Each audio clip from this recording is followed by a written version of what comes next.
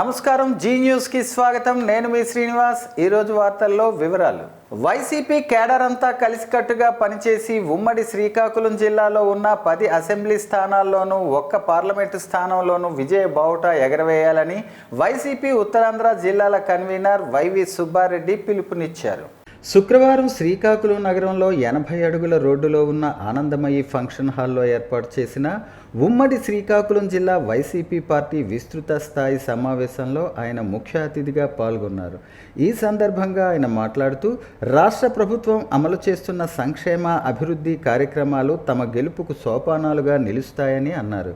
అవినీతి రహిత పాలన అందించే జగన్మోహన్ రెడ్డి మరోసారి ముఖ్యమంత్రి అవ్వటం తథ్యమన్నారు.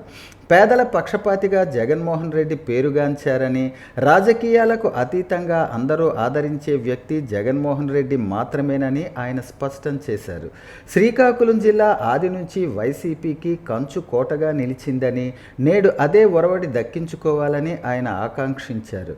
రాష్ట్ర రెవెన్యూ శాఖ మంత్రి ధర్మాన ప్రసాదరావు మాట్లాడుతూ దేశంలో వలసలకు చిరునామాగా పేరుగాంచిన శ్రీకాకుళం నేడు వలసలు లేకుండా చేసిన ఘనత జగన్మోహన్ రెడ్డికి దక్కుతుందని అన్నారు. మూలపేట పోర్టు నిర్మాణంతో సిక్కోలు జిల్లా స్వరూపం మారుతుందని అన్నారు. కార్యకర్తలు, అభిమానులు, నాయకులు సమిష్టిగా పనిచేసి వైసీపీ ఖాతాలోకి శ్రీకాకుళం జిల్లాను వేస్తామని ఆయన హామీ ఇచ్చారు.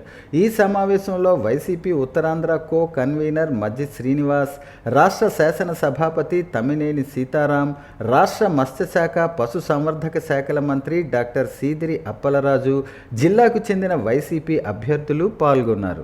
గత 2 సంవత్సరాల నుంచి ఏ విధంగా మన గౌరవ ముఖ్యమంత్రి జగన్మోహన్ రెడ్డి గారి ఆధ్వర్యంలో సంక్షేమ పథకాలు అందుకున్న కుటుంబాలు సుఖంగా సంతోషంగా ఉన్నాయో కూడా మీకు ప్రత్యక్షంగా కూడా చూశారు. కాకపోతే ఇప్పుడు మనం చేయాల్సిన కార్యక్రమం అంతా ఆ సంక్షేమ పథకాలు అందుకున్న ప్రతి కుటుంబానికి వెళ్ళి మనం ఈ 30 రోజుల పాటు నిత్యము వాళ్ళ దగ్గరికి వెళ్ళి ఏ విధంగా అయితే 5 సంవత్సరాలు మీరు కష్టాల్లో లేకుండా ఉండటం కోసం, పేదరికాన్ని తొలగించడం కోసం గౌరవ ముఖ్యమంత్రి గారు వివిధ సంక్షేమ పథకాల వల్ల అవినీతికి తావు లేకుండా డైరెక్ట్గానే మీ అకౌంట్లో డబ్బులు అడిగే విధంగా పాలన చేశారో, ఏ విధంగా మీ కుటుంబాలకు లబ్ధి చేకూర్చే విధంగా పాలన చేశారో అని ప్రతిరోజు గుర్తు చేసి వాళ్ళు మనకు అనుకూలంగా గౌరవ ముఖ్యమంత్రి గారిని ఆశీర్వదించే విధంగా, మన అభ్యర్థులకు అనుకూలంగా మన అభ్యర్థులను ఆశీర్వదించే విధంగా కృషి చేయాల్సిన అవసరం మీ అందరిపై ఉందని చెప్పి ఈ సందర్భంగా తెలియజేసుకుంటున్నాం. మీరే కాదు, మీతో పాటు ప్రతి కార్యకర్త, ప్రతి సచివాలయం పరిధిలో ఉండే నాయకులు, కార్యకర్తలు, గృహ సారథులు, వాలంటీర్లు, బూత్ కమిటీ సభ్యులు అందరూ కలిసి ప్రోగ్రాం ప్లాన్ చేసుకొని ప్రతి సచివాలయ పరిధిలో ప్రతి ఇంటిలో వెళ్ళి ప్రచారం చేసే కార్యక్రమం నిత్యము ఈ 30 రోజులు జరగాలి. ప్రతి చోట అభ్యర్థి వచ్చి ప్రచారం చేస్తారు, ప్రతి చోట మన జిల్లా పార్టీ నాయకులు వచ్చి ప్రచారం చేస్తారు అనే కార్యక్రమం పెట్టుకోవద్దు. మన లోకల్ నాయకులు ప్రతి సచివాలయ పరిధిలో, ఆ మండల నాయకులు వస్తే మండల నాయకుల సహకారంతో, లేకపోతే సచివాలయ పరిధిలో ఉండే నాయకులు. జగన్మోహన్ రెడ్డి సర్కార్ రాష్ట్రాన్ని అన్ని రంగాల్లో అగ్రగామి రాష్ట్రంగా తయారు చేసిందని రాష్ట్ర పశు సంవర్ధక, మత్స్యశాఖల మంత్రి డాక్టర్ సీదిరి అప్పలరాజు అన్నారు. శుక్రవారం పలాసలో మీడియాతో మాట్లాడుతూ ఎన్నో దశాబ్దాలుగా ఒక కుటుంబ పాలనలో నలిగిపోయిన పలాస నియోజకవర్గం గడిచిన 5 ఏళ్లలో రాష్ట్రానికి మోడల్ నియోజకవర్గంగా తయారు చేశామని స్పష్టం చేశారు. ఎన్నో ఏళ్లుగా శ్రీకాకుళం జిల్లాను పట్టిపీడిస్తున్న ఉద్దానం కిడ్నీ సమస్యకు ఒక శాశ్వత పరిష్కారం కల్పించే ఘనత జగన్మోహన్ రెడ్డికి దక్కుతుందని అన్నారు.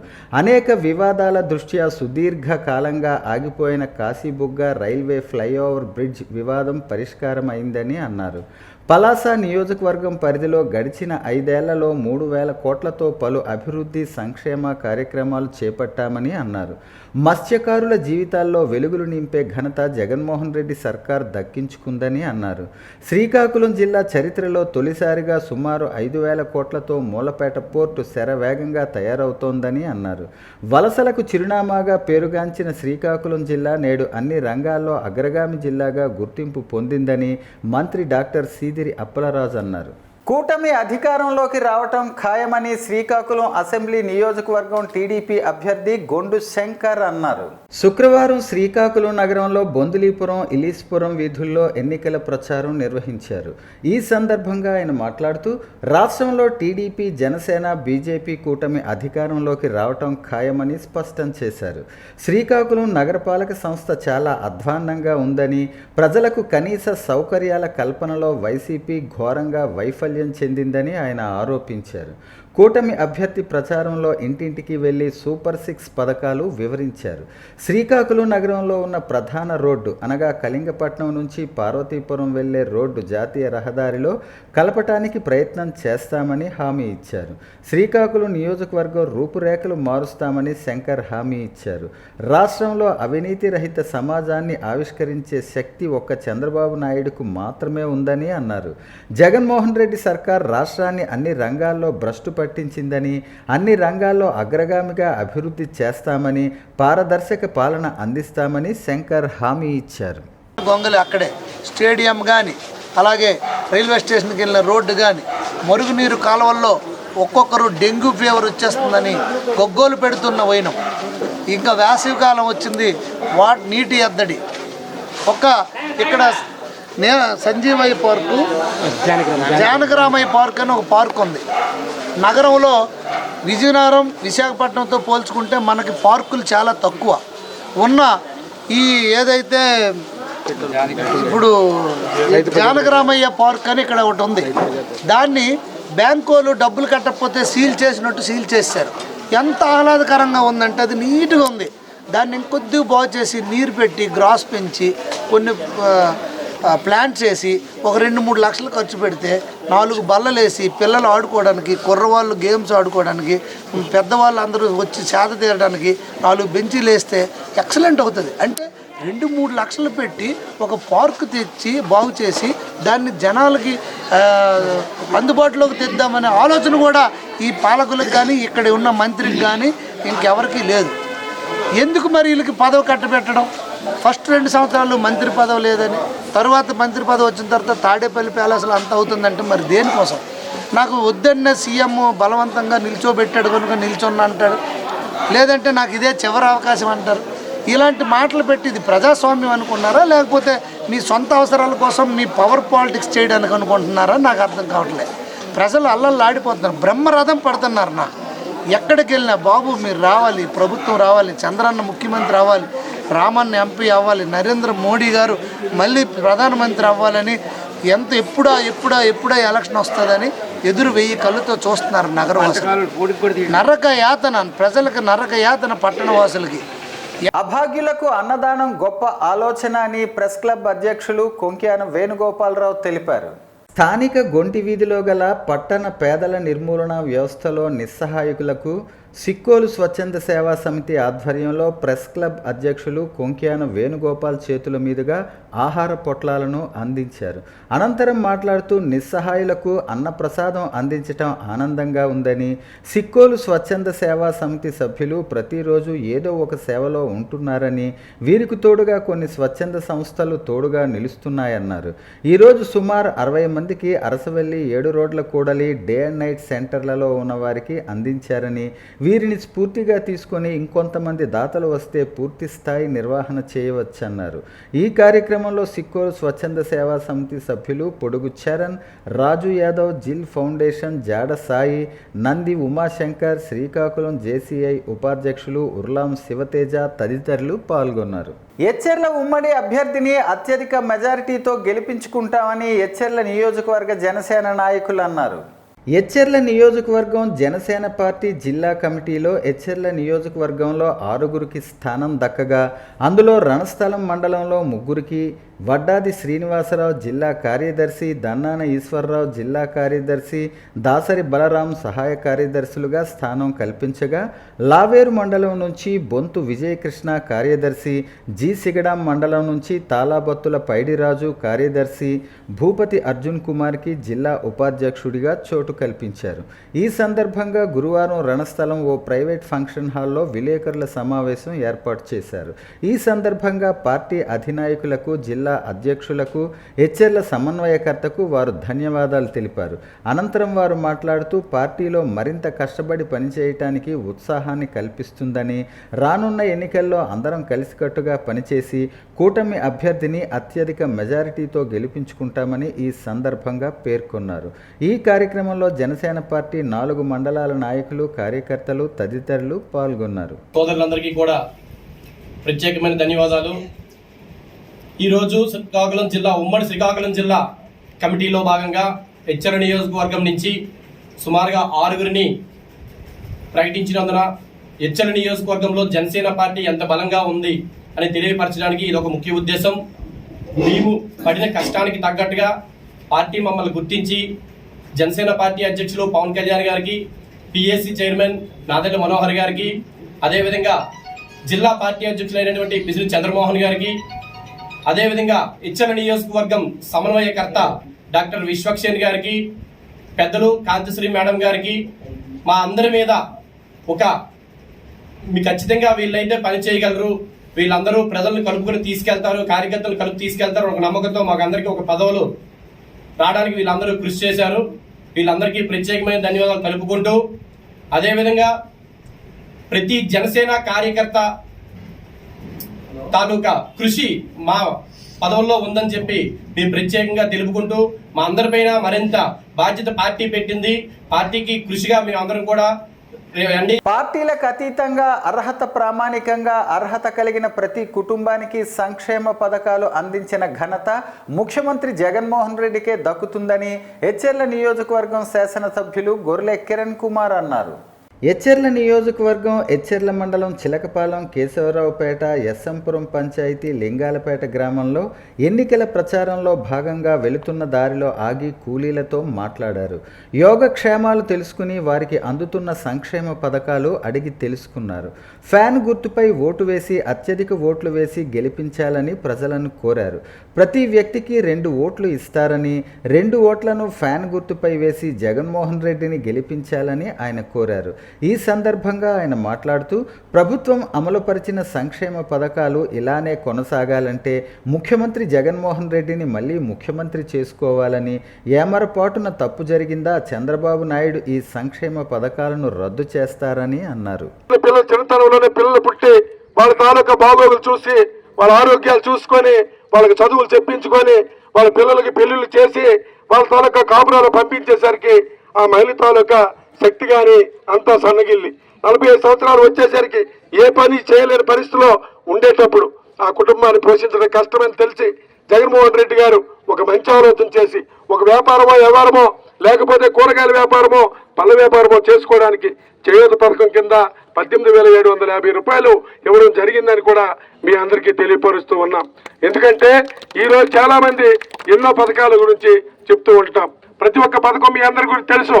ఈ రోజు మన పిల్లలు స్కూల్కి వెళ్తున్నారంటే దానికి జగన్మోహన్ రెడ్డి గారు ఎన్నో కార్యక్రమాలు చేస్తూ ఉన్నారు. ప్రసిద్ధ పుణ్యక్షేత్రం ఆరోగ్య ప్రదాత అరసవల్లి శ్రీ సూర్యనారాయణ స్వామివారి సన్నిధిలో ఈ నెల 15వ తేదీ నుంచి 18వ తేదీ వరకు ఆదిత్యుని కళ్యాణ మహోత్సవాలు నిర్వహిస్తున్నామని ఆలయ ప్రధాన అర్చకులు ఇప్పిలి శంకర శర్మ, ఈవో చంద్రశేఖర్లు తెలిపారు. ఇందుకు సంబంధించిన బ్రోచర్ను ఆలయ అనివెట్టి మండపంలో పాలక మండలి సభ్యుల సమక్షంలో శుక్రవారం ఆవిష్కరించారు. ఈ సందర్భంగా ఆలయ ప్రధాన అర్చకులు ఇప్పిలి శంకర శర్మ మాట్లాడుతూ, ఉషా పద్మిని ఛాయాదేవి సమేత సూర్యనారాయణ స్వామి వార్షిక కళ్యాణం ఘనంగా నిర్వహిస్తున్నామని, అందుకు సంబంధించిన ఉత్సవ కార్యక్రమాల వివరాలు వెల్లడించారు. 15న చైత్రశుద్ధ సప్తమి సోమవారం సాయంత్రం 5:30 కళ్యాణ ధ్వజారోహణ జరుగుతుందన్నారు. పతాకావిష్కరణ, విశేష అర్చన. 18 చైత్రశుద్ధ గురువారం సాయంత్రం 7:30 సుగంధ ద్రవ్య మర్దనం జరుగుతుందన్నారు. 19న చైత్ర శుద్ధ ఏకాదశి శుక్రవారం రాత్రి 7 గంటలకు వెండి అశ్వవాహనంపై స్వామివారిని తిరువీధుల్లో ఊరేగింపు కార్యక్రమం జరుగుతుందన్నారు. అనంతరం రాత్రి 9 గంటలకు ఉషా పద్మిని ఛాయాదేవి సమేత శ్రీ సూర్యనారాయణ స్వామి కళ్యాణ మహోత్సవం అగ్ని ప్రతిష్టాపన జరుగుతుందన్నారు. 20న శనివారం సాయంత్రం హోమం జరుగుతుందని, సాయంత్రం 6:30 సాంస్కృతిక కార్యక్రమాలు నిర్వహిస్తామన్నారు. 21న చైత్రశుద్ధ త్రయోదశి ఆదివారం ఉదయం నుంచి సదస్యోత్సవం, మహదాశీర్వచనాలు, వేద సదస్సు, వేద పండితులకు సత్కారం జరుగుతుందన్నారు. సాయంత్రం 4 గంటలకు రథోత్సవం, విశేష పూజ, మంగళహారతి నిర్వహించడం జరుగుతుందన్నారు. 22న సింహవాహనంపై తిరువీధి స్వామివారి ఉద్యానవనంలో తిరుమంగ ఆళ్వార్ల చరిత్ర సంవాదం అనంతరం ప్రసాద వితరణ జరుగుతుందన్నారు. ఈ కార్యక్రమంలో భాస్కర్ భట్ల నరసయ్య శర్మ, భాస్కర్ భట్ల శ్రీరామ శర్మ, పులకంఠం శ్రీనివాసరావుల చేతుల మీదుగా నిర్వహిస్తున్నామన్నారు. 23న చైత్రశుద్ధ పౌర్ణమి మంగళవారం 7:50 నుంచి నాకబలి చక్రతీర్థం స్వామివారి ఇంద్రపుష్కరిణిలో జరుగుతాయన్నారు. తిరువీధి అనంతరం ఉత్సవమూర్తులు ఆలయ ప్రవేశం జరుగుతుందన్నారు. 15 నుంచి 23వ తేదీ వరకు నిర్వహించే ఈ కళ్యాణ మహోత్సవాల్లో భక్తులంతా పాల్గొని ఆదిత్యుని కృపకు పాత్రులు కావాలని ఆలయ ప్రధాన అర్చకులు ఇప్పిలి శంకర్ శర్మ కోరారు. ఈ కార్యక్రమంలో పాలక మండలి సభ్యులు మండవిల్లి రవి, కోటేశ్వర చౌదరి, ద్వారపు అనురాధ, లుకలాపు గోవిందరావుతో పాటు తదితరులు పాల్గొన్నారు.